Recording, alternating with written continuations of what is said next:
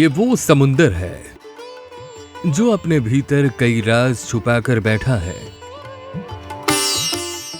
ये इकलौता गवाह है जो जानता है सोने की नगरी द्वारिका और श्री कृष्ण रुक्मिणी विवाह के बारे में। लेकिन जो प्रथा सदियों से चली आ रही है, वो अमर आत्माओं की बात लेकर आज हम आए हैं।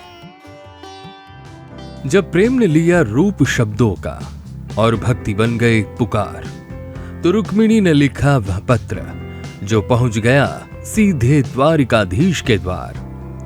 वो प्रेम नहीं था साधारण, वो पुकार नहीं थी सामान्य, वो था आत्मा का मिलन उस सागर से जिसे कहते हैं श्री कृष्ण।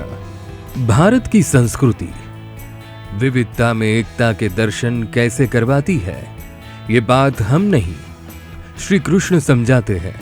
पूरब से पश्चिम तक, उत्तर से दक्षिण तक, भारत को यही विविधता एक करके रखती है और यही भारत को एक भारत और श्रेष्ठ भारत भी बनाती है।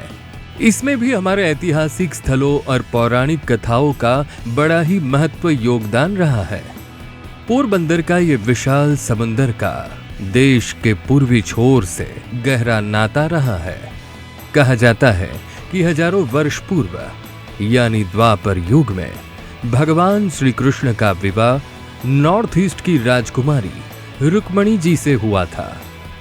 ये विवाह पोरबंदर के माधवपुर में संपन्न हुआ था और उसी विवाह के प्रतीक के रूप में आज भी माधवपुर मेला लगता है।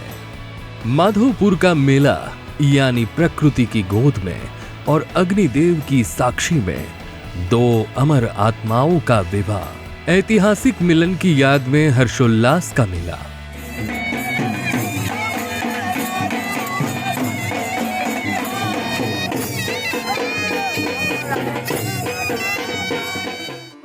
आज हम बात करेंगे एक ऐसे मेले के बारे में जो न सिर्फ रंग बिरंगे त्योहारों का प्रतीक है, बल्कि सांस्कृतिक धरोहर का भी अहम हिस्सा है, और वो है माधवपुर मेला। बता दें कि माधवपुर मेला गुजरात के पोरबंदर जिले के माधवपुर गांव में मनाया जाता है। यह मेला खास तौर पर भगवान कृष्ण के साथ जुड़े पुरातात्विक और धार्मिक महत्व के लिए जाना जाता है। माधवपुर मेला केवल एक त्योहार नहीं, बल्कि एक ऐतिहासिक घटना का प्रतीक है। यहाँ के माधवपुर महल और कृष्ण के साथ जुड़े प्राचीन अवशेष इस क्षेत्र के गौरव को दर्शाते हैं। अब बात करते हैं मेले की खास बातों की। लोक कला और संगीत की जो बात करें तो ढोल, नगाड़ा और लोक गीतों की धुनें पूरे गांव को झूमने पर मजबूर कर देती है।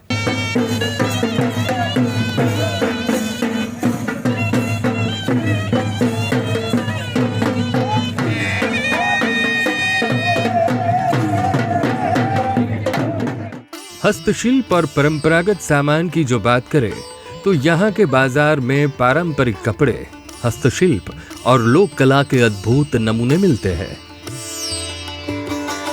खास पकवान पर एक नजर करें तो गुजरात के स्वादिष्ट व्यंजन जैसे ढोकला, खांडवी और खट्टा मीठा फाफड़ा यहाँ का लाजवाब हिस्सा है।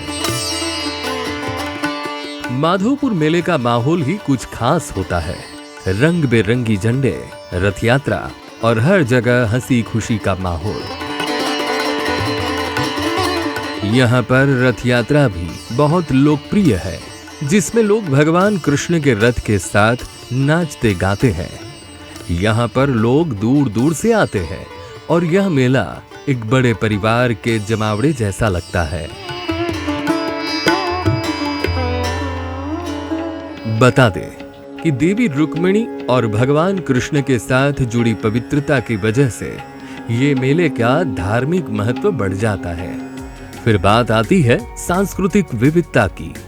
गुजरात की लोक परंपराएं, कला और संगीत का अद्भुत मेल इस मेले में देखने को मिलता है। इसके अलावा ये मेले में हर वर्ग के लोग मिलते हैं। दोस्ती और प्रेम का माहौल बनता है। जिसके कारण एकता का संदेश भी ये मेले से सामने निकलता है। क्या आप कभी माधवपुर मेला देखने गए हैं या जाना चाहेंगे? कमेंट में बताएं। हमें आपका अनुभव जानकर बेहद खुशी होगी।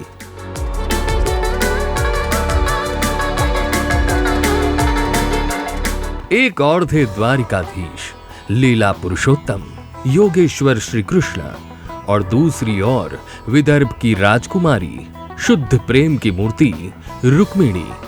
जब रुक्मिणी ने लिखा वह पत्र, शब्द बने थे साक्षात भक्ति के सूत्र, और कृष्ण उस क्षण ही चल पड़े रथ पर, प्रेम के आवाहन पर।